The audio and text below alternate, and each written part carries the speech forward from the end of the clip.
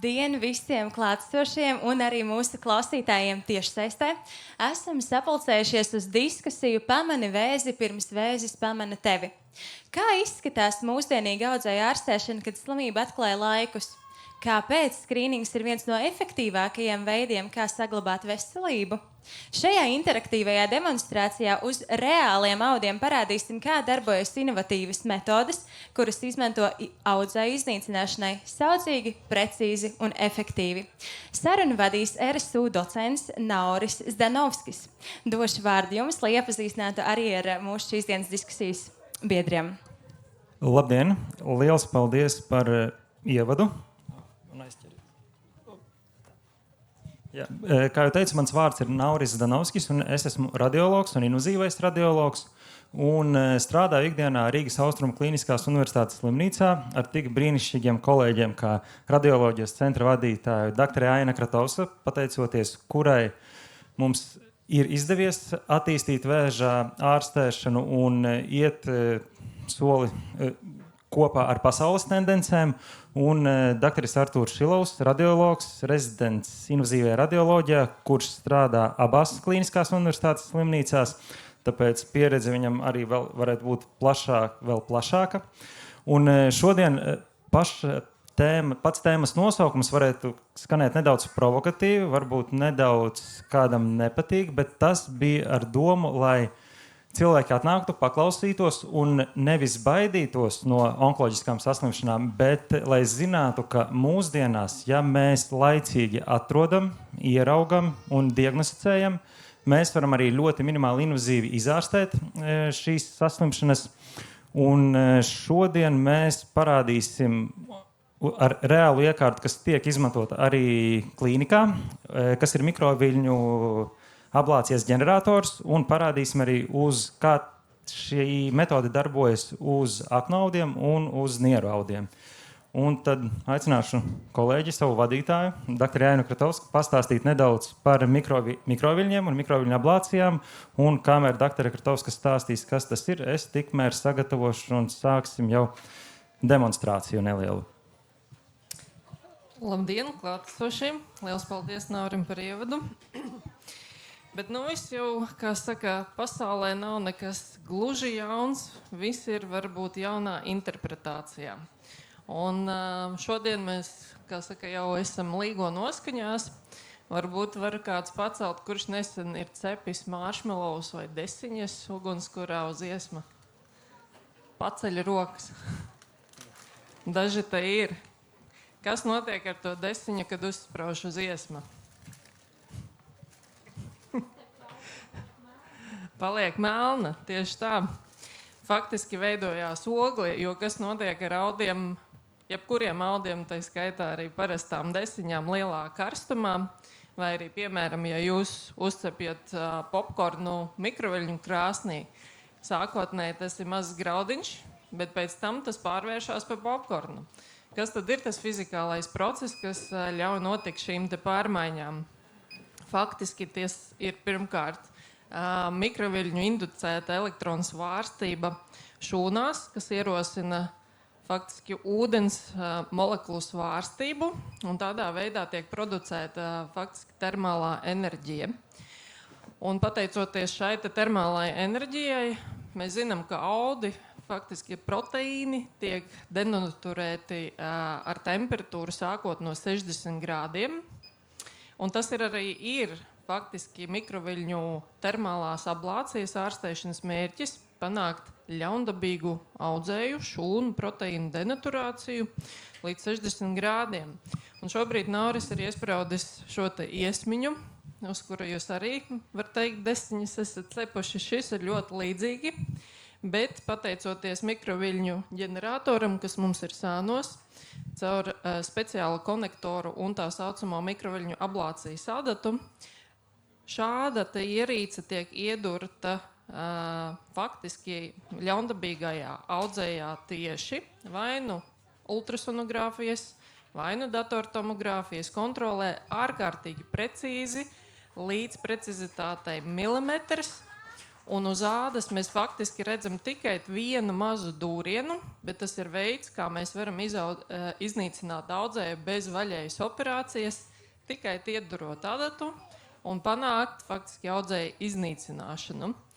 Un procesa beigās pēc tam šī akna arī tiks pārgriezta, un jūs varēsiet redzēt šo denaturācijas zonu. Un šī ir metode, kas Latvijā jau ieviesta ir faktiski 2. gadu. Var teikt, ka tā ir inovācija.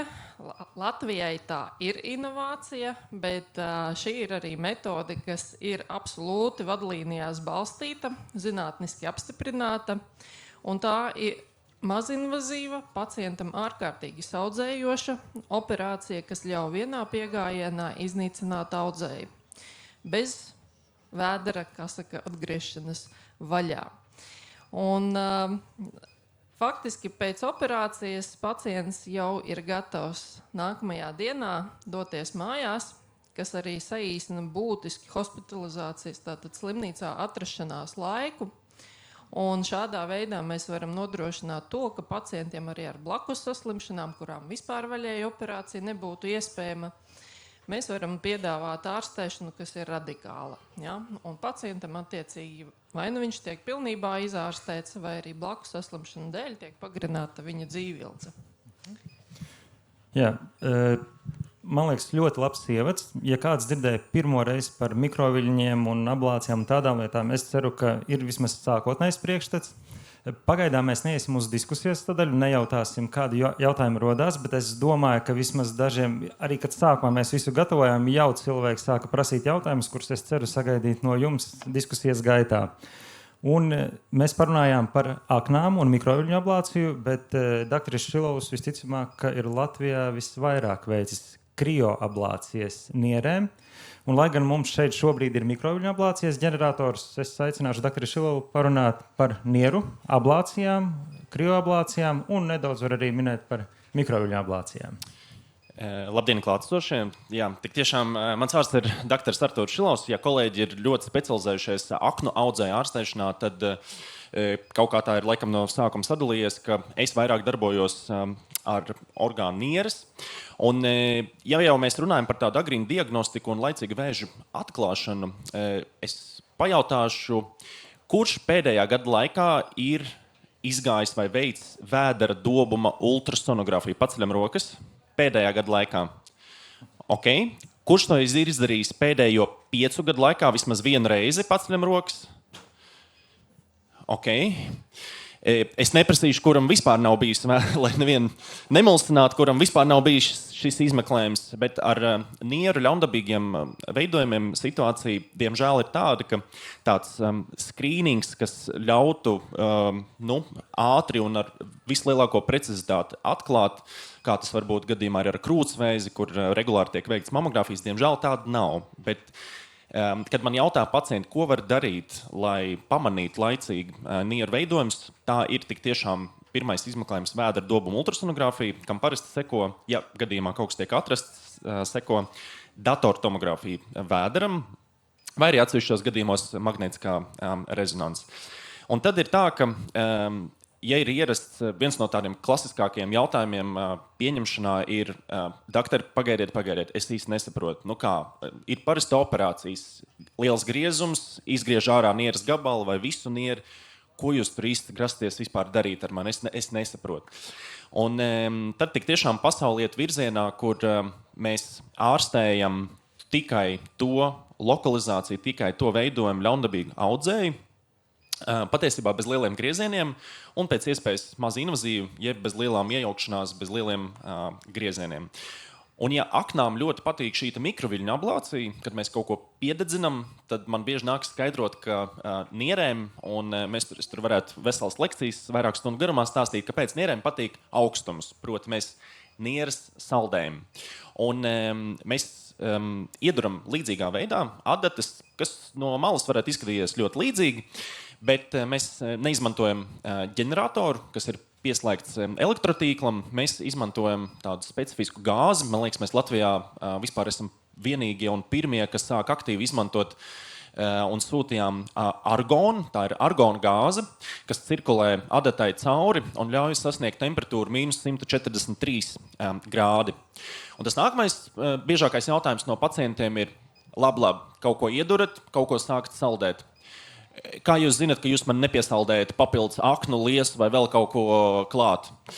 Un ir tā, ka mēs šīs procedūras veicam datortomogrāfijas kontrolē, un mēs līdzīgi aknās varam redzēt līdz pat milimetriem, kā šis ledus aug.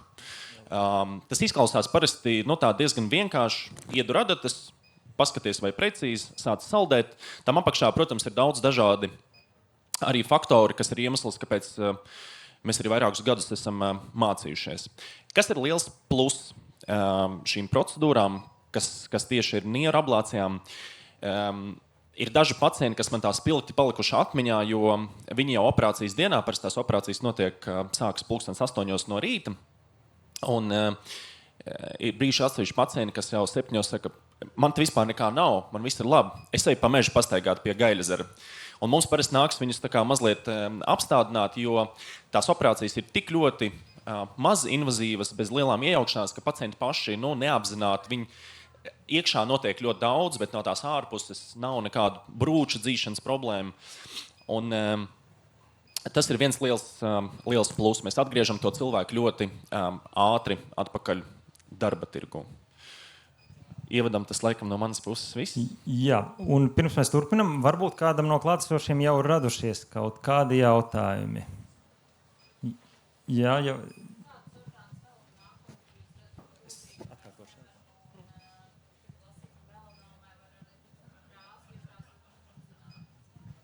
Tad jautājums bija, kādus audzējus nākotnē vēl var, un jā. Ir tā, ka ir vairāk šīs ablācijas metodes, ir arī papildus, ja var tā teikt, ar elektrību, elektroķīmija terapijas metode, kurai var arī mīkstajos audos un pie melanomām dažreiz ir ārstēšana, un ir tā, ka visas šīs metodes savā ziņā ir kaut kur līdzīgas, kaut kur atšķirīgas, un ir atbilstoši indikācijām un pētījumiem, un pētījumi principā attīstās. Virspusējiem audiem mikroviļņu ablācijas noteiktos gadījumos arī var, bet tie ir noteikti veidu audzēji. Un vai to var darīt konkrētajā gadījumā vai nē, tas vienalga iet visi caur konsīliju, kur ir ne tikai mēs vieni pieņemam to lēmumu, bet ir ķirurģi, ķīmijterapeiti, staru terapeiti, patologi, un tad mēs visi kopīgi izlemam, vai tas ir pirmkārt pēc vadlīnijām, un vai to mēs varam izdarīt nekaitējot pacientam. Varbūt arī kolēģiem vēl kas piebilstams? Jā, es pateikšu vienkārši varbūt apkopojumu vispār par lokalizācijām, kur tad var tikt pielietotas mazinvazīvas termālās ablācijas, ja mēs šeit runājam par termālo iedarbību, tātad mikroviļņu nodrošina sakarsēšanu, savukārt krioablācijas nodrošina sasaldēšanu, elektroķīmija terapija iedarbojas tādā veidā, ka tiek paaugstināta šūnu membrānu permeabilitāte, un šie audzēji kļūst ārkārtīgi uzņēmīgi pret ievadīto ķīmiju preparātu. Un kādus tad faktiski orgānu audzējus mēs varam ārstēt šādā veidā? Aknas jūs jau redzējāt, niera šeit guļ blakus. Tās var būt arī plaušas, kaulu audzēji, primāri vai metastāzes, bet arī faktiski tā var būt jebkura cita lokalizācija, par kuras ārstēšanu tiek lemts konsīlija veidā. Un kā jau Nauris minēja, lēmums nav nekad viena ārsta rokās. Mēs vienmēr komandā ar ķirurgiem, ķīmijterapeitiem, staroterapeitiem, radiologiem, invazīviem radiologiem, mēs pieņemam lēmumu par to, kas tad konkrētajā gadījumā pacientam būtu tiešām piemērotāks. Un kādreiz mēs ejam arī kopīgi, pastāv iespēja gan vaļējas operācijas laikā veikt konkrētās zonas vaļēju izoperēšanu, un tai pašā brīdī, lai pacientam nevajadzētu atkārtoti nākt uz slimnīcu veikt arī ablāciju citā vietā. Un līdz ar to tas vienmēr ir sadarbības process. Ja? Es tikai piebildīšu par, es vienkārši zinu, ka doktori strādā arī Stradiņas slimnīcā. Augustā man būs tāda iespēja arī pastāstīt ķīmijterapeitiem Stradiņas slimnīcā plašāk par šīm visām iespējām. Bet tas, ko mēs esam jau līdz šim attīstījuši, tās ir aknu audzēju ārstēšana, gan primāro, gan metastāžu nieru audzēju. Un tas plāns tuvākajos gados ir ārstēt arī kaulu metastāzes. Pamatā prostatas vēzim, arī krūts vēzim. Un šeit mēs iedalām to divās daļās. Viens ir ārstēšana, kas ir saistīta, proti, radikāli, un otra ir tā paliatīvos nolūkos pacientiem, kuriem patiesībā viņi saņem ķīmijterapiju, viņi dzīvos ilgi un laimīgi, bet viņiem ir mežonīgs sāpju sindroms, proti sāpes. Un tā ir viena liela problēma, un šīs metodas ļauj kontrolēt lokāli arī sāpes, proti tās stipri var samazināt šīs sāpes. Varbūt starplaikā, kamēr notiek diskusija, mēs varam arī parādīt to aptuveno rezultātu, kas tur ir sanācis, ja kamerai sanāk. Vai tiešraidē sanāk pievilkt, nezinām, bet tie, kas ir klātienē, arī pēc tam var atnākt apstīties un var redzēt ļoti labi, kur ir izcepinātie audi un kur vēl ir saglabātie audi. Un parasti arī pirms operācijas mēs veicam plānošanu, un mēs zinām, cik konkrētai adatai pie konkrētiem vatiem, cik daudz tiks izdedzināts, un tas arī tiek plānots procedūras gaitā.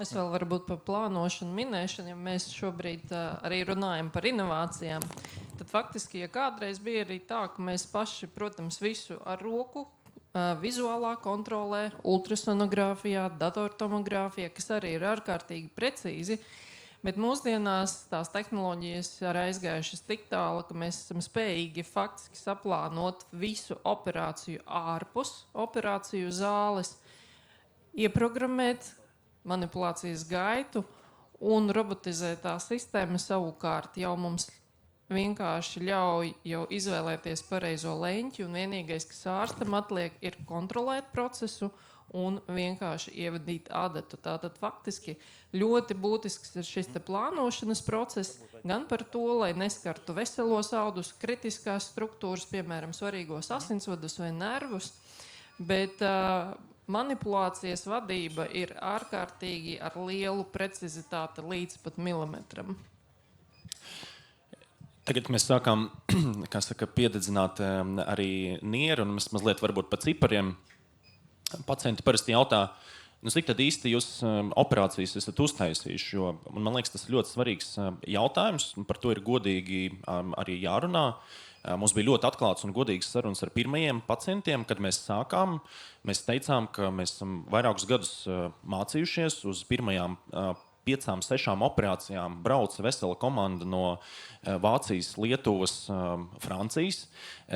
Operācijas taisījām mēs, bet cilvēki, kuriem ir lielāka pieredze, tas ir diezgan būtiski un svarīgi, ka viņi ir klāt un gadījumā, ja kaut ko nepieciešams pakoriģēt, lai tie tiešām visi rezultāti ir labi operācijām. Šobrīd nierēm šīs te piesaldēšanas, jeb krioablācijas ir veikts jau 26.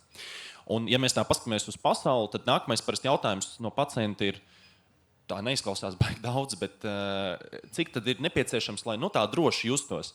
Un patiesībā tie cilvēki, kas ikdienā ārsti nodarbojās ar dažādu veidu biopsijām, paraugu ņemšanu, mēs ļoti daudz ikdienā duram cilvēku ķermeņos dažādos nolūkos, protams, ar mērķi palīdzēt. Un tas cipars ir patiesībā ļoti neliels. Tas ir 5. Proti, pēc 5 procedūrām jāsaka, ka cilvēks, kurš nodarbojās ar līdzīgu spektra procedūrām, jūtās diezgan droši, bet arī šodien tie paši kolēģi, kuri mums palīdzēja, ik pa laikam konsultējās ar mums, jo mums ir arī diezgan sarežģīti gadījumi. Viņi prasa mums padomu, mēs prasam viņiem, un mēs strādājam tādā, te ir tikai 3 cilvēki, bet patiesībā aiz tā visa stāv vesela komanda ar 11 cilvēkiem, kas ikdienā rūpējās par tiem pacientiem. Un, no tās operācijas patiesībā, kā es mēdzu teikt, pacientiem ir kādi 10-15% tikai tā gala rezultāti, bet tas viss nosaka tā sagatavošanās un arī paša pacienta attieksmi pēc operācijas un visa režīma ievērošana. Un tā kā tā ir diskusija, tad bija vēl viens jautājums. Jā.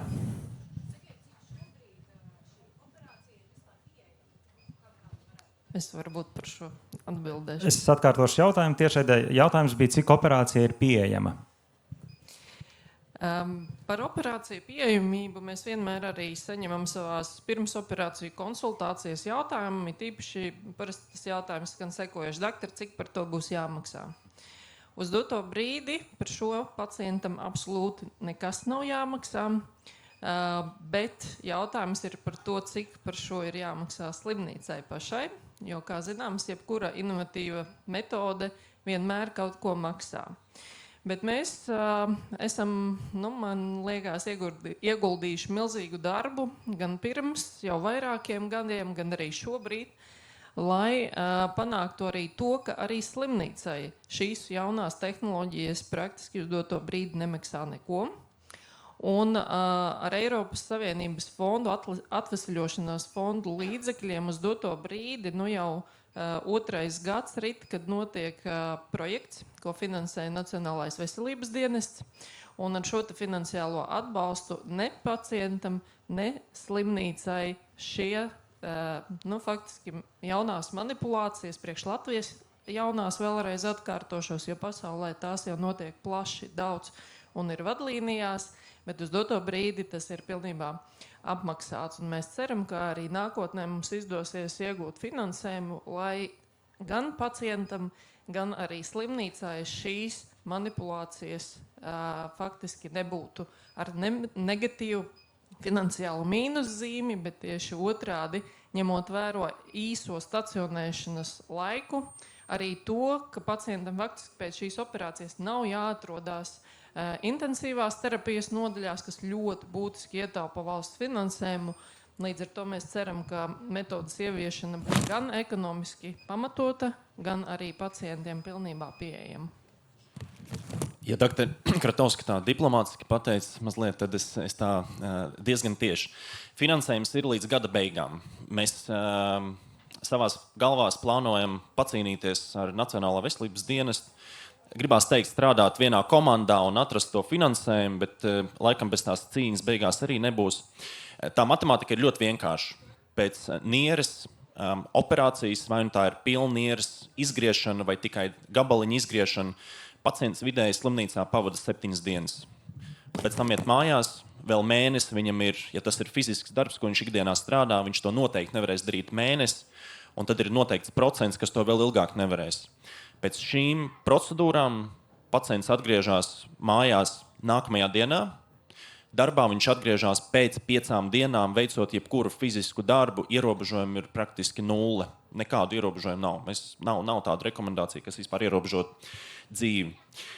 Viena nieres ablācijas operācija maksā no 3,5 līdz dažkārt 8,000. Kas ir tīri tāds materiāla resursu izmaksas. Tas nav, ja kādam varbūt tā ir mīts kāds, ka no tās naudas kaut kas aiziet ārstam. Nē, mēs šeit runājam tīri par tehniskajām izmaksām. Kāpēc tāds diapazons? Tas ir atkarīgs no audzēja arī izmēra. Jo mazāks audzējs, jo mēs izmantojam mazāk adatu skaitu, jo mazāk mēs izmantojam gāzes. Piemēram, tāds vidējs mēs par šiem 25 pacientiem mums ir statistika par argona gāzēm. Viens balons maksā vidēji 800 eiro. Kāpēc es tā par finansēm cilvēkiem patīk to naudu paskaitīt, ko tur slimnīcā vispār tērē? Viens argona gāzes balons 800 eiro maksā. Vidēji mums aiziet 2 baloni argona un viens gāzes balons ar hēliju. Hēliju mēs izmantojam. To varbūt tā retāk mēs parasti pieminam. Mēs piesaldējam, bet mēs arī atkausējam to ledus bumbu. Un hēlijs ir tas, kas paceļ to temperatūru.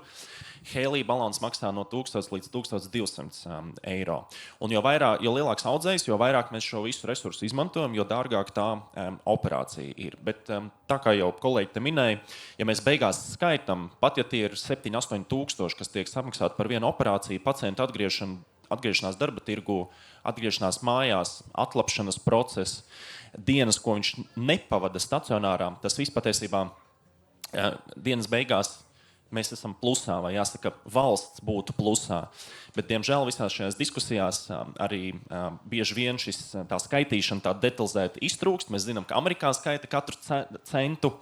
Katru dolāru pie mums, diemžēl, ja tas ir kaut kas dārgs, uz to visu uzreiz skatās skeptiski un negrib paskaidrot, ka, ja šodien mēs ieguldītu varbūt 5 reizes vairāk, tad pēc gada mēs ietaupītu 7 reizes vairāk. Un vēl, ja par pieejamību, ja pacientam principā ir visi izmeklējumi, ir visas konsultācijas un viss bijis, un viņam tiešām pēc vadlīnijām ir indicēta ablācija vai nieres vai aknu ablācija, principā mēneša laikā. Mēnesis tas ir maksimums. Parasti 2-3 nedēļu laikā mēs varam saplānot, pārplānot, nodrošināt, lai šī operācija būtu veikta. Es vēl papildināšu, varbūt tajā jautājumā bija arī daļa par to, kā vispār var tikt pacients par šo, jo bieži vien arī pacienti, piemēram, izmeklējas reģionālajās slimnīcās. Šobrīd šīs abas metodas un abu orgānu ārstēšanu nodrošina Rīgas Austrumu Kliniskajā universitātes slimnīcā, bet arī pacienti no Stradiņas slimnīcas vai kādas reģionālās slimnīcas, ja tās ir nieres veidojumi, tad tas ir urologs, pie kā var tikt uz konsultāciju. Patiesībā jāsaka, ar urologiem mums ir, es teiktu, viena no tādām ciešākām un labākajām sadarbībām. Mēs esam apbraukājuši arī reģionus, reģionālajās slimnīcās kolēģi zina, Liepāja, Ventspils, ļoti daudz sūta pacientus un ļoti daudz konsultējās. Kas ir arī pareizi, jo varbūt ne uzreiz ir kādu jāsūta, bet jāpakonsultējās. Vai šis tehniski vispār ir pieejams tādai ārstēšanas metodei. Tā pati Valmiera, Cēsis, Siguldas, tur varētu daudz saukt. Bet, ja nu tomēr ir kāds pacients, kurš pats vēlās, tad ir iespēja aiziet, vai nu tas ir onkoķirurgs Latvijas onkoloģijas centrā, vai nu tas ir urologs, vai arī doktora Kratovska, un arī es pats, mums ir ambulatorās konsultācijas, mēs pieņemam pacientus, un spējam novērtēt to situāciju, un tad jau papildus, kā saka, pacients iekļūst tajā sistēmā. Varbūt vēl kādi jautājumi?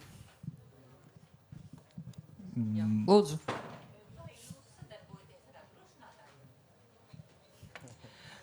Jā, es varbūt priekš kameras jautājums ir, vai mēs sadarbojamies ar apdrošinātājiem. Faktiski uz doto brīdi tas nav nepieciešams, jo tas ir pacientiem valsts pilnībā kompensēts pasākums.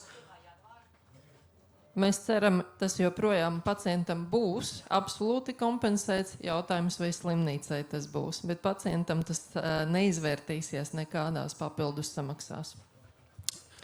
Es papildināšu, šis arī bija, manuprāt, tāds ļoti labs piemērs, kā par inovāciju ceļu, kā mēs ieviešam inovācijas, it īpaši Austrumu slimnīcā. Un jāsaka, paldies administrācijai, mēs tā bieži vien kritizējam un sakam, ka ir ārsti, medmās, ir tas medicīnas personāls un ir administrācija, kas strādā atsevišķi, bet pirmās 11 operācijas tika veiktas no slimnīcas iekšējiem resursiem. Viņi redzēja, ka mums ir jau laba pieredze, ir kolēģi no ārzemēm, kas ir gatavi palīdzēt, un pa lielam slimnīca no pašu saviem līdzekļiem finansē šīs operācijas. Ja mums ir tāds aburtais loks, parasti NVD saka, ļoti labi, jums ir jauna metode, inovatīva, jūs varat, bet parādiet mums dažus gadījumus, neskatoties pat uz to, ka tas maksā jau lielu naudu un kaut kur naudu ir jāņem. Tad savukārt mēs sakam, mēs esam apmācīti un gatavi, bet lūdzu apmaksājiet vismaz tās pirmās operācijas. Un kādam te jāuzņemās tā vadība, sistēmiski tas nav sakārtots, bet šajā gadījumā jā, Austrumu slimnīcā administrācija bija tā, kas nāca pretī, un tad mēs varējām arī NVD pateikt, pirmie 10 pacienti ir veikti, rezultāti ir labi, mēs to varam. Šādā veidā mēs dabūjām finansējumu līdz decembra beigām. Mēs ceram patiesībā uz auditorijas palīdzību nelielu tā gada beigās. Es jau arī gribētu piebilst, jā, neviena inovācija nav nulles vērtībām. Tur vienmēr ir pirmkārt laika ieguldījums, otrkārt jaunas tehnoloģijas ieguldījums, kas nav ar tā saucamo NVD tarifu, un treškārt tas ir, protams, arī visas slimnīcas infrastruktūras ieguldījums. Un šajā ziņā, protams, ārsti ir tie, kas ar savu entuziasmu, brīvajām stundām, nakts stundām mēģina pārliecināt dažādas puses. Pirmkārt, pacientus, ka šāda metode ir jauna un viņa strādā. Otrakārt, tā ir slimnīcu administrācija, kurai jāpieņem lēmums, vai šo finansējumu tērēt.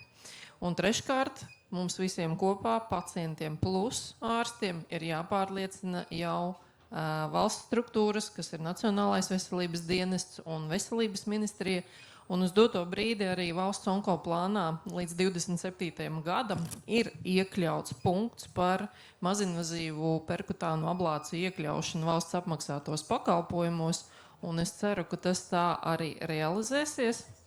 Ja nē, tad mēs varbūt atkal tiekamies ar jums un lūdzam jūsu atbalstu, lai pacientiem šī metode joprojām būtu pieejama. Vēl kādi jautājumi? Jā.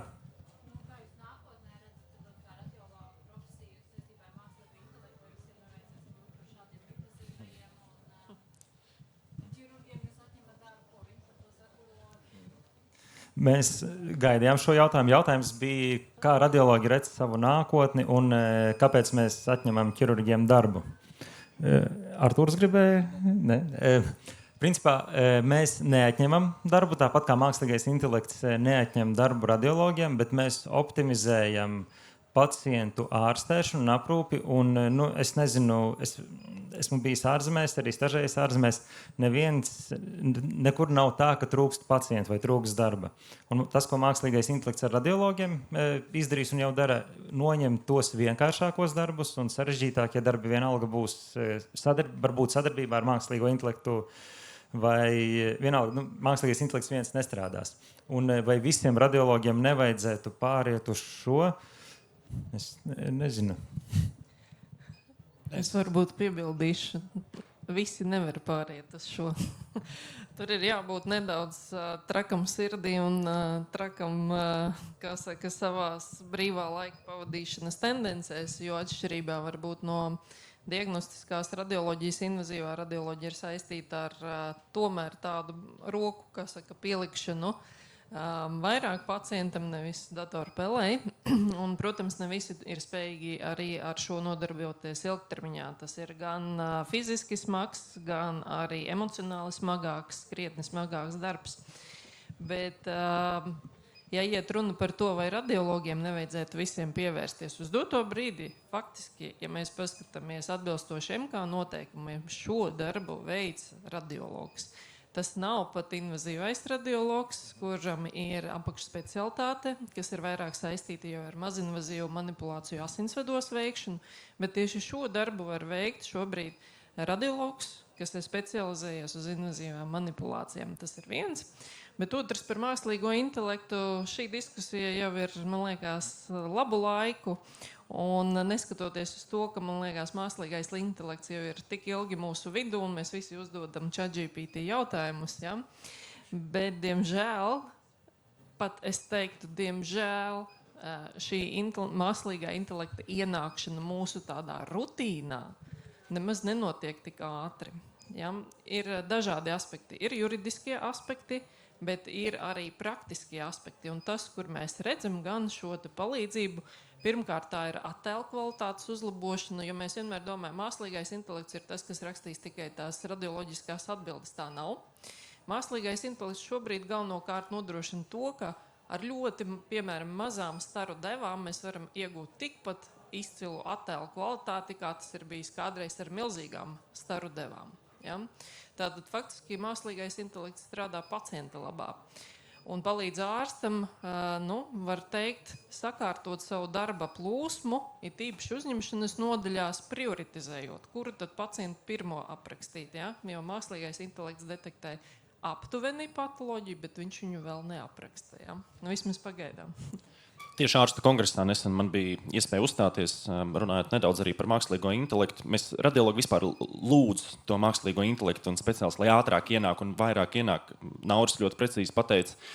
Šobrīd parasti radiologu specialitāte asociējas ar to, kurš sēž, skatās bildes, rengens, datortomogrāfijas, magnētiskās rezonanses. Klasisks arī jautājums pieņemšanā, kad pacients saka, radiologs, kāds īsti saistīts ar tām operācijām visām. Un radioloģija iet vairāk ārstēšanas virzienā, šo cilvēku paliek vairāk, un atkal Nauris precīzi pateica, pacienti jau visiem pietiek, nav tā, ka kāds kaut ko atņem, jo arī urologiem pašiem parādās jaunas metodas, un viņiem tā specialitāte mainās. Un ne tikai urologiem, arī aknu ķirurgiem un citiem. Un ar mākslīgo intelektu ir arī tā, ka tās visas diskusijas patiesībā liek ārstiem vai studentiem, kas tikko pabeidz un kļūst par ārstiem, mazāk interesēties par radioloģiju, kas ir problēma. Tā būs milzīga problēma. Amerikā viņi ir saskaitījuši, ka viņiem būs nenormāls trūkums ar radiologiem uz 2050. Gadu. Tāpēc, kad studenti šo uzdot man, es parasti saku, nē, nebūs tā, ka pilnībā tas darbs tiks atņemts, viņš mainīsies, mēs strādāsim citādāk. Bet tie, kas nodarbojās praktiski ar adata duršanu, teiksim, tas darbs tuvākajos 30-40 gados noteikti nekur neaizies. Jo tas, ko mākslīgais intelekts nevarēs ilgi, tā ir kontekstuāla domāšana. Es parasti mēdzu teikt, ka mēs varam iemācīt jebkuru mērķiķi durt adatu, cik dziļi, precīzi. To jau daļai dara roboti, bet jautājums, kurā brīdī durt, kurā brīdī apstāties un vai vispār tam pacientam ir nepieciešams to darīt, tas ir tas, ko nevar īsti šobrīd aizvietot. Un vēl, tāds varbūt mūsdienās jau banāls teksts, kā pastāvēs, kas mainīsies. Un es neuztraucos par to, ka mākslīgais intelekts atņems man darbu aptuveni jau kaut kādus 5 gadus, jo pirms 5 gadiem biju kongresā, kur bijušais Vācijas radiologu asociācijas prezidents stāstīja, kā viņa darbs ir mainījies pēdējo 10-15 gadu laikā. Un tie, kas vēl atcerās, varbūt kā agrāk radiologs, es to nepiedzīvoju, bet radiologija dzīvoja lielā tumsā, nebija digitālā rentgenogrāfija, bija filmu attīstīšana, radiologam bija milzīga bibliotēka. Pie viņa ierodas ārstējošais ārsts, ka klau, man ir pacients, vai bildes ir attīstītas, tad radiologs iet uz savu bibliotēku, paņem bildes, izvelk, un tad viņi pieliek pie negatoskopa, kas ir tāds gaisma, kas spīd virsū, uzliek rentgena bildi, un tad viņi kopā arī mēģina izpētīt, kas tur ir. Tanī brīdī, kad es klausījos to lekciju, tad bija digitālā radioloģija, kur principā mums viss ir digitāli, ekrāni ir digitāli un tā. Un tas, ko vismaz viņš teica, kā viņš to redz nākotnē, un es pilnīgi piekrītu, ka mēs varbūt nebūsim vairs radiologi, bet diagnostikas speciālisti, saliekot kopā ar invazīvo radioloģiju, diagnostikas speciālisti ar minimālu invazīvu manipulāciju veikšanu. Un mainīsies, profesija mainīsies, šīs izmaiņas viennozīmīgi mūsu laikos ir daudz straujākas un dažreiz varbūt neparedzamākas, bet jāiet laikam līdzi vienkārši. Kādreiz urologs man jautāja, kāpēc urologs, kāpēc tev tas ir jāveic? Mēs urologi varam iedurt, mēs redzam, zinām, bet tā lieta, ar ko nodarbojamies mēs, šīs visas operācijas ir attēl vadītas. Proti, mēs orientējamies pēc tā, ko mēs darām, kurā brīdī apstāties, kurā brīdī mēs turpinam un cik plaši mēs kaut ko piededzinām vai piesaldējam, mēs balstamies uz attēlu. Un tikai cilvēki, kuri izcili orientējās attēlu diagnostikā, radioloģijā, tie arī spēja strādāt šajā lauciņā. Un Dr. Kratovs teica, jāpatīk durt arī adatas, bet es teiktu, jebkurš, kurš strādā invazīvajā radioloģijā, ir vienlaicīgi arī ļoti labs, vai vismaz ir jābūt ļoti labam diagnostikā radioloģijā. Varbūt ir vēl kāds jautājums.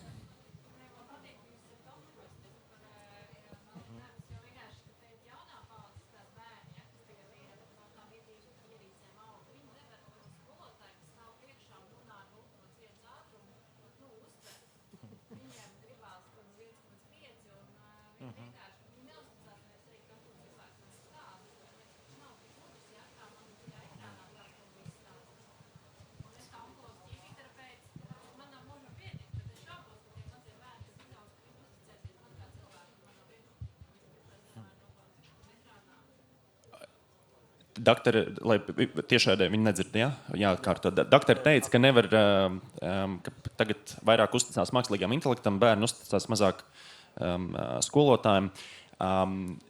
Ārstu kongresā arī par šo bija ļoti laba diskusija, kā mainīsies ārsta vispār atbildība tā pacienta priekšā. Un vienā no paneļa diskusijām bija pacients, kurš stāstīja, kāda ir viņa pieredze. Tas ir jauns cilvēks, kurš uzstājās par savu pieredzi ar sēklnieku vēža ārstēšanu Latvijā un ar visām mūsu sistēmām, problēmām un tā tālāk. Fenomenāls stāsts, kur mēs varam redzēt, ka mēs bieži vien savā pusē runājam par problēmām, kas pacientam vispār nav aktuāls, viņam ir cits problēmas. Un tas pacients ļoti labi rādīja, ka viņš no mākslīgā intelekta, ChatGPT un citiem bija dabūjis daudz vairāk atbildes uz saviem jautājumiem. Bet viņš arī parādīja, kā izskatīsies tas nākotnes pacients. Šobrīd jebkuram ir iespēja uzdot jautājumus un dabūt kontekstu. Proti atbildu variantu ārstēšanas numur 1, 2, 3, 4 un tā. Ārsta uzdevums, un to var jau just arī, es domāju, ka jūs jau jūtat arī tajās pieņemšanās, ka tas vairs nav jāskaidro par tām 15 ārstēšanas iespējām, vai ir jāpalīdz tajā visā norientēties un nodalīt tās prioritātes un pateikt, kas ir svarīgāk. Nu, protams, uzticēšanās tik un tā būs visa pamatā. Es varbūt vēl piebildīšu. Vakar bija tāds arī pašā vakarā, faktiski jau vēsturisks brīdis arī Austrumslimnīcā, es domāju, arī visā Latvijā. Arī pateicoties projekta finansējumu, mēs esam uzsākuši arī lietot robotizētu navigāciju. Tam, ko mēs darījām ar roku, tagad ir iespēja arī veikt robotizētu navigāciju. Un šeit ir tā paudžu atšķirība, un es esmu taisni otrādi optimistiskāk. Tie jaunie cilvēki, jo ko nozīmē vadīt robotu? Tā ir mikromotorika, ļoti līdzīga video spēlēm. Mums, vecākai paudzei, ar to var būt problēmas, jo tiešām arī no ķirurgiem, jo mēs zinām, no arī vaļējā ķirurģijā ienāk robotizētā tehnoloģija, un arī viņi pilnībā atzīt to pašu, ka operēt ar robotu ir kaut kas absolūti savādāks nekā operēt ar rokām. Un es domāju, ka tieši jaunai paudzei, ņemot vērā visu šo digitalizāciju, pieredzi ar digitālām tehnoloģijām, kaut vai arī taktīlā sajūta un šī brain to machine konekcija, es domāju, viņiem tieši otrādi ies vieglāk. Varbūt vēl kādi jautājumi vai komentāri? Jo sākam runāt par mākslīgo intelektu, man ir arī sagatavot jautājumu, ko es jautāju mākslīgajam intelektam, ko varētu uzdot klausītāji un skatītāji pie mums.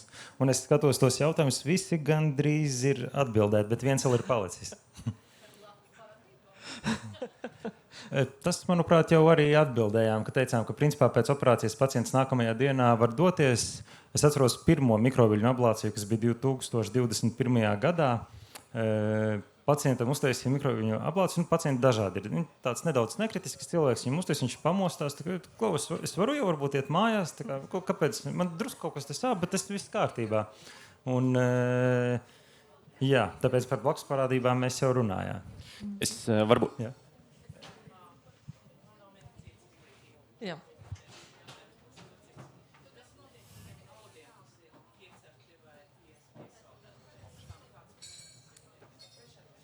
Jā, nu es laikam sākšu ar tiem pieceptajiem, Arturs paturpinās ar tiem jā. Jautājums bija, kas notiek ar pieceptajiem audiem, vai pieceptajiem vai sasaldētajiem? Jebkurā vietā, kur ir kaut kāds šis te proteīna denaturāts, kā mēs jau no sākuma runājām, bišķiņ par tām ceptajām desiņām. Ja? Šajos audos pakāpeniski veidojās vairāk tā kā šķidruma daļa, jo mēs zinām, kas notiek, piemēram, ja mēs ādu piededzinam. Ja? Ļoti līdzīgs process. Veidojās šīs šūnu membrānas pārplīst, un tas šķidrums, kas ir bijis šūnās, viņš izdalās tajā lokalizācijā, bet pakāpeniski, tāpat kā uz ādas, tas, kas ir bijis piededzināts, veidojās dzīšanas process. Un tas arī ir ļoti raksturīgi. Sākotnēji mēs arī pacientiem saviem rādam šīs bildes, kas notiek uzreiz pēc piededzināšanas. Tā zona, jūs arī šeit redzēsiet, viņa vienmēr ir lielāka un izskatās no sākuma briesmīgāk nekā tā, kā tas audzējs apaļais ir bijis. Tas ir tieši tāpēc, ka mēs paņemam krietni plašāku zonu ap audzēju. Ja? Bet ar laiku, protams, tas nav uzreiz nākamajā dienā, un arī pacients to nemaz nejūt, nekādā veidā nejūt. Bet tas ir aptuveni 3 mēnešu process, kad pakāpeniski šī jau sadedzinātā zona sarūk, sarētojās, un tur vairs nav ļaundabīgo audzēju šūnu. Ja? Tas ir tas mērķis. Arturs pastāstīs, kas notiek saldēto zonu. Patiesībā tas process ir ļoti līdzīgs. Pēc tam, kad šī ledusbumba atkausējās, tas atslēgas vārds ir rēta. Mēs zinām, noteikti kādam ir bijuši kārpa piededzināšana vai kāda ādas veidojuma piesaldēšana. Nevis piededzināšana, bet piesaldēšana. Attiecīgi rēti. Tur veidojās tikai rētaudi, un to struktūru viņa mainās. Pēc tam varēs pieiet, paskatīties. Nierē, piemēram, ļoti smuki var redzēt arī apkārtēji audu tā kā ievelkās, ko mēs saucam par rētainu ievilkumu. To arī pēc tam kontrolas izmeklējumos mēs varam redzēt. Un tipiskākais jautājums vēl viens no pacienta ir, bet kā tad jūs varat būt pārliecināts, ka tur nav to ļaundabīgo audzēju vai šūnu nav palikušas? Un tas ir iemesls, kāpēc tā ledus bumba, līdzīgi kā ķirurgs operējot, viņš redz to veidojumu, un viņš vienmēr izgriež nedaudz vairāk, jo tās šūnas ir arī tur, kur ar aci mēs neredzam. Šajā gadījumā, kad mēs to darām attēlu kontrolēti, tad mēs piesaldējam vai piededzinam mazliet plašāk, un kontrolas izmeklējumos tā, protams, nav tāda panacēja. Pacienti joprojām ir uzskaitē, viņiem ir jānāk uz kontrolas izmeklējumiem, ļoti līdzīgi kā pēc operācijām tā regularitāte ir. Un tad mēs jau redzam, un arī paši pēc tā attēla varam izvērtēt, vai tur ir kāds gabaliņš vēl palicis. Un ja mēs runājam par mazliet tādu salīdzinājumu, tas arī tāds bieži jautājums, vai tas ir tikpat efektīvi kā ķirurģija, sliktāk vai nedaudz labāk, vai kā īsti ir. Nu, es par nierēm varu teikt, ka tas ir tikpat efektīvi kā ķirurģija, bet tam nāk klāt daži plusi. Proti, viens plus ir cilvēkiem, kuriem ir tikai viena niere. Ar šo metodi ir iespēja saglabāt daudz vairāk veselās tās nieres, jo katrs maziņš gabaliņš, ko ķirurgs izņems ārā nierei, cilvēkam, kuram viņi ir palikusi tikai viena, var ietekmēt to gala funkciju tai vienai nierei. Un tas ir, manuprāt, tas lielākais. Bet efektivitātes ziņā tas noteikti ir tādā pašā līmenī, un daži cilvēki vēl mēdz teikt, jūs inovācija, eksperimenti, tas nav nekas eksperimentāls. Mūsu kaimiņi lietuvieši ir priekšā mums nedaudz, bet mēs tā ar lieliem lecēniem uz priekšu mēģinām viņus jau panākt. Vēl pirms pāris gadiem tie bija varbūt 10 gadu atšķirības starp mums. Šobrīd es teiktu, kā 4-5 gadi starp mums ir palikuši. Pasaulē to jau 11 gadus izmanto. Tie pētījumi ir ļoti daudz. Šo par eksperimentu būtu pārāk skaļi un pat pavisam nepareizi teikt. Vēl kādi jautājumi varbūt vai diskusija? Un pamazām skatos, ka laiks iet uz beigām. Arī atgādinot, Artūrs jau nedaudz minēja par sonogrāfiju, par skrīningu. Un tas, ko atkal tuvojoties nobeigumam, gribētu minēt, ka šīs diskusijas mērķis ir parādīt, ka mēs varam minimāli invazīvi darīt labas lietas un pacientiem diezgan arī ar labu rezultātu. Un, kā piemēram, man mamma ir bijusi onkoloģiska diagnoze, un arī citai paudzei liekas, ja ir onkoloģiska saslimšana, tas ir viss. Tas jau, principā palikuši pāris mēneši un viss. Un mūsdienās tas vairs nav tā. Mums arī ir pacienti, kuriem arī ir veikta mikroviļņu ablācija, kuriem principā ir pēc primāra audzēja operācijas parādās metastāzes saknās. Bet tā principā uzreiz ir 4. stadija, bet pateicoties tam, ka ir mikroviļņu ablācija, kopīgi regulāri skrīningi, mēs šo metastāzi izdedzinām, un, ja ir atbild uz ķīmijterapiju un visu, un šis pacients, kuram bija, manuprāt, jau 3 gadus, un mēs viņam, laikam, 3 metastāzes esam piededzinājuši, un viņš vienkārši it kā viņam ir šī 4. stadija, bet viņš turpina dzīvot. Un kontrolēties, un, ja vajag, tad mēs arī pieārstējam un apārstējam. Un dzīvot kvalitatīvi, atslēgas kvalitatīvi. Un es vēl piebildēšu, varbūt arī ir dzirdēts gan mēdījos, gan citviet, ka faktiski uz doto brīdi, protams, ne visām onkoloģiskām diagnozēm šī metode ir piemērojama. Otrkārt, arī ne visām onkoloģiskām diagnozēm mēs varam teikt šo slaveno teicienu mūsdienās, ka onkoloģiju mēs varam padarīt par hronisku saslimšanu. Ja? Līdzīgi kā tas ir cukura diabēts vai citas hroniskas saslimšanas, kas ir ar cilvēku visu mūžu. Bet svarīgi ir arī līdz tam vispār nenonākt. Un varbūt noslēdzot šo diskusiju, mans aicinājums būtu, bija jautājums par pieejamību, ārstēšanas pieejamību. Bet uz doto brīdi ir ārkārtīgi pieejams skrīnings. Un tas, ko mēs redzam no statistikas datiem, skrīninga valsts nodrošināta onkoloģiskā skrīninga teiksim tā, pacientu iesaisti ir ārkārtīgi zema. Un šeit vismaz klātesošos es aicināšu savus vecākus, vecvecākus, nodrošiniet to, ka viņi šo skrīningu ievēro. Mūsdienās Latvijā ir pieejams skrīnings dzemdes kaklavēzim, krūts audzējiem, kolorektāliem vēzim, prostatas vēzim. Tie ir neinvazīvi, vienkārši laboratorija vai radioloģiski izmeklējumi noteiktās vecuma grupās, kas pieejami visiem bez maksas. Izmantojiet šo iespēju, lai mums pēc tam nav jāizmanto savas. Un vēl ņemot vērā, ka pirms nedēļas, manuprāt, bija HIV un C hepatīta bezmaksas diagnostikā Gaļasdras slimnīcā, kur tika testēti 150 pacienti uz C hepatīta antivielām, un 15 pacientiem tika atrastas šīs antivielas. Attiecīgi, vai nu ir aktīvi saslimuši ar C hepatītu, vai arī ir bijuši kādreiz pārslimojuši šo C hepatītu. Un tas tā arī ir kā viens no riska faktoriem, un sanāk šie pacienti, ja viņi nebūtu atnākuši uz šīm C hepatītu un HIV dienām, viņi nemaz nezinātu, ka viņiem ir šī saslimšana. Un C hepatīts, kā zināms, mūsdienās ir izārstējams.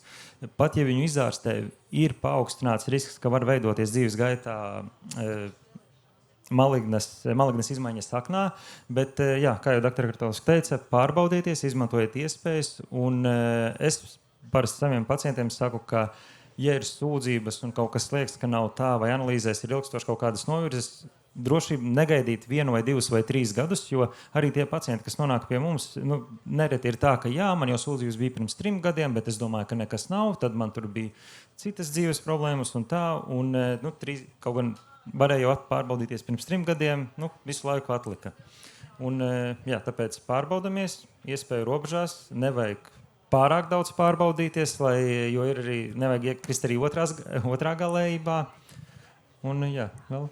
Man liekas, arī gatavojoties uz šo diskusiju, un mēs ar Artūru sagatavojām prezentācijas, bet līdz viņu rādīšanai mēs netikām. Bet ļoti daudz, kas ir arī mūsu pašu rokās, ir tā saucamie modificējamie riska faktori. Ko tas nozīmē? Tie ir faktori, kurus mēs paši ar savu dzīvesveidu varam ietekmēt, lai mazinātu vēža attīstības risku. Man liekas, pilnīgi visos vēžos smēķēšana, numur 1, alkohols, numur 2, vīrusu hepatīti, ko Nauris jau pieminēja, un ja no C hepatīta vakcinācijas nav uz doto brīdi, lai gan ir ārstēšana, bet no B hepatīta vakcinācija ir pieejama un ir jāizmanto obligāti. Un, protams, arī veselīgs dzīvesveids, aktivitāte, liekā svara samazināšana. Tas ir tas, ko mēs katrs varam darīt. Viņa abi tā skatās, gaida, laikam, ka es Miegs. Pateikšana. Es tikai varbūt par to īsu vairāk vīriešiem un sievietēm, lai jūs varbūt nododat mājās par to prostatas skrīningu. Latvijas radio nesen stāstīja par vienu aptauju, kurā vīriešiem prasīja, kā jūs vispār saprotat, kas ir tas prostatas vēža skrīnings. Un mani pārsteidza fakts, ka vairāk nekā puse no vīriešiem, kas atbildēja šo jautājumu, teica, laikam kaut ko paņem, kādu adatu vai kaut kur iebāž, saurbina kaut ko, izņem ārā un tad tā kā uzzina. Nē, tās ir banālas analīzes. Vīrieši ir jāpārbaudās. Un, dārgās dāmas, ir jāmotivē savus vīriešus pārbaudīties. Un tās ir banālas analīzes. Diemžēl mēs joprojām nereti redzam tos diezgan skumjus stāstus, kur visu varēja novērst ar vienkārši aizejot regulāri, nododot analīzes. Tad paldies visiem par dalību, par jautājumiem, par diskusiju. Un, ja kādam interesē, var pienākt apstīties, kā tad ir veicies mūsu aknām un nierei. Visiem ir jāatnāk jāapskatās. Visiem, kas... Jā, paldies!